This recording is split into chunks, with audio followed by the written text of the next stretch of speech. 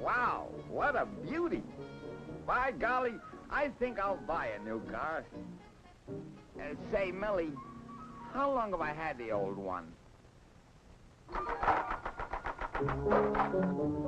1 year, 8 months, 14 days, 11 minutes, 43 seconds.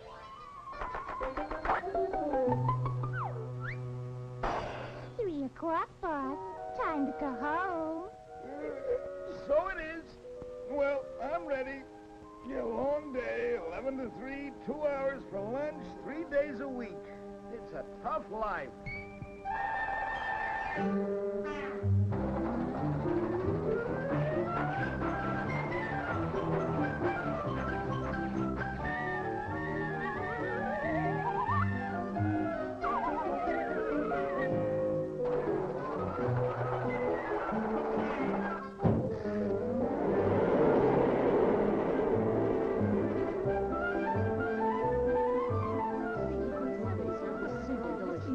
I've never eaten anything so fattening in my entire life. Give me license number WJK-412. I did 3 hearts. 3 no trump. I passed. Do you mind if I pass? Certainly not. Go right ahead. Thanks.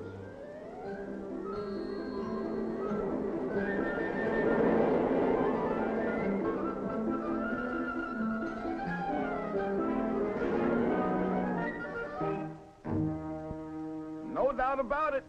This bus is a little old-fashioned.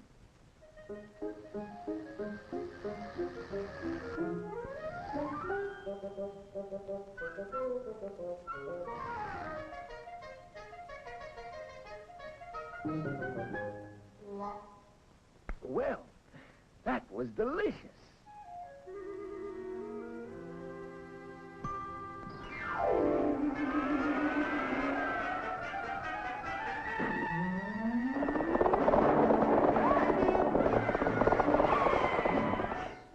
That concludes tonight's thrilling episode of our three-dimensional Western, brought to you by Energade, the combination soft drink, candy, and dessert with the three-dimensional flavor. Good, good, good. Buy it at your local market. 21st Century Cars presents your personal master of ceremony.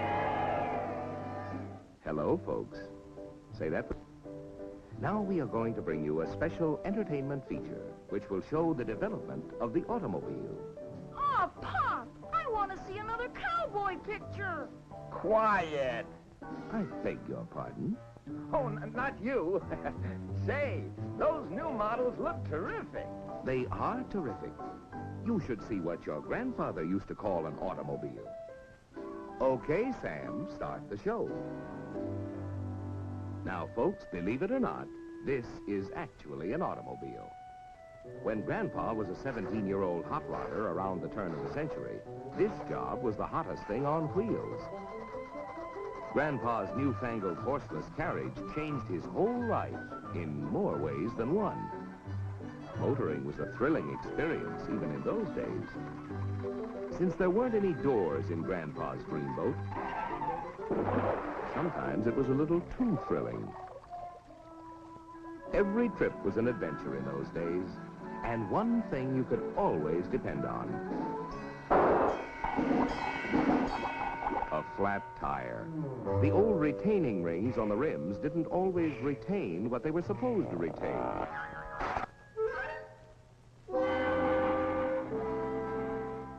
Shock absorbers hadn't been invented yet, and road conditions were ideal for testing the fatigue and failure points of automobiles and drivers. Grandpa's car didn't have much acceleration for passing, so he found himself on the wrong side of the road for longer than he should be. Caught out at night, Grandpa's gas or oil headlamps weren't much competition for a couple of fireflies. The little speedster had no top, and it was far from comfortable in an unexpected shower. The windshield was a great improvement, but without a wiper, even Grandpa's 20/20 vision couldn't keep him out of trouble. The runabout didn't have a self-starter, and often the 10-horsepower engine didn't respond to the hand crank. Occasionally, even on good roads, individual parts failed without warning. Axles snapped. When drag links and steering knuckles failed, it was hard to tell what might happen.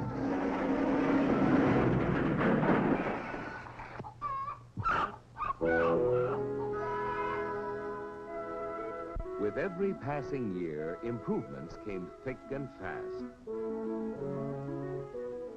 Stronger and safer wheels were developed with demountable rims for tires. Doors were added to keep people safely inside. Tops became standard equipment. Windshields protected motorists from bugs and the elements. Wipers were invented to help the motorist drive safely in bad weather. The driver's seat was moved from right to left to make passing safer. The electric starter replaced the old hand crank. This remarkable invention enabled Grandma to get into the automobile driving act, and she really loved it. As the years went by, the automobile manufacturers continued to improve their cars and make them safer, so that more and more people could use and enjoy them. Pressed steel wheels for greater strength, stoplights to warn following drivers, rear-view mirrors, four-wheel hydraulic brakes to increase stopping power, bumpers to add more protection, rubber-covered pedals to keep feet from slipping. Safety glass increased passenger protection tremendously. Welded all-steel bodies and all-steel tops meant more strength and safety. Bumpy roads were smoothed out with shock absorbers, and Grandpa could sail along in comfort and safety. Through the years, the automobile changed from a novelty to a necessity. It created a new way of life. It provided a whole new concept of transportation for industry. And we became a nation on the move for work and pleasure. Besides designing better automobiles, the manufacturers developed research and testing techniques to help them build safer cars. The science of metallurgy met the challenge of creating more efficient and stronger parts and assemblies.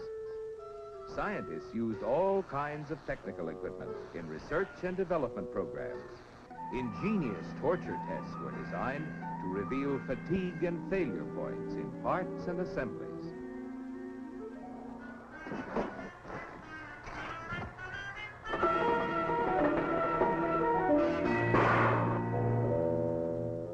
And like the parts and assemblies, the cars themselves were tested under all kinds of driving conditions to make sure that they would operate with maximum efficiency and safety. At the end of the rugged test run on the proving grounds, they were disassembled down to the last bolt and checked and studied in minute detail. Year after year, manufacturing processes steadily improved to make sure that every automobile that left the factory was in good working order. Each car was subjected to more than 2,000 inspections. Cars became safer and more reliable.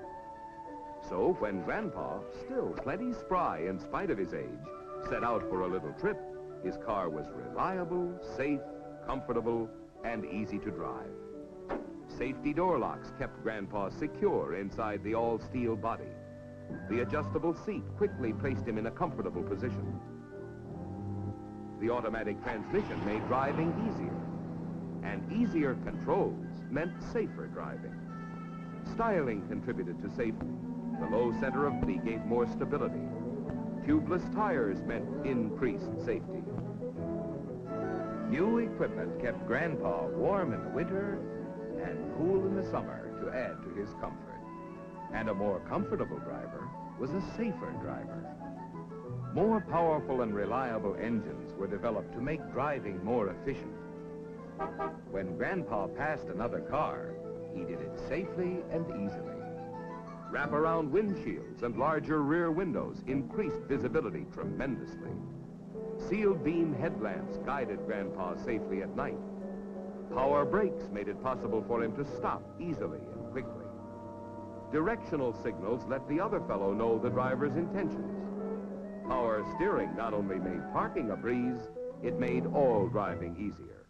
Even in the good old days of the 1950s and 1960s, Grandpa could rely on his automobile to get him to his destination quickly, safely, and fresh as a daisy. So you see, folks, all of you who are living in the year 2000 are fortunate, because through the years, the automobile manufacturers have had as their goal your safety first. They have constantly improved the quality and safety of automobiles.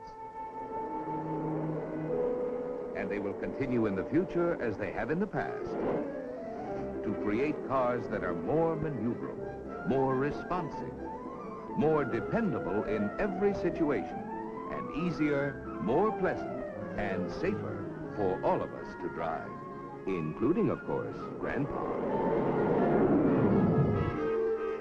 That's the ding-dong truth, folks. Look at me going on 117. It's this easy modern living that does it. Well, so long, kids. Gotta go pick up another new model.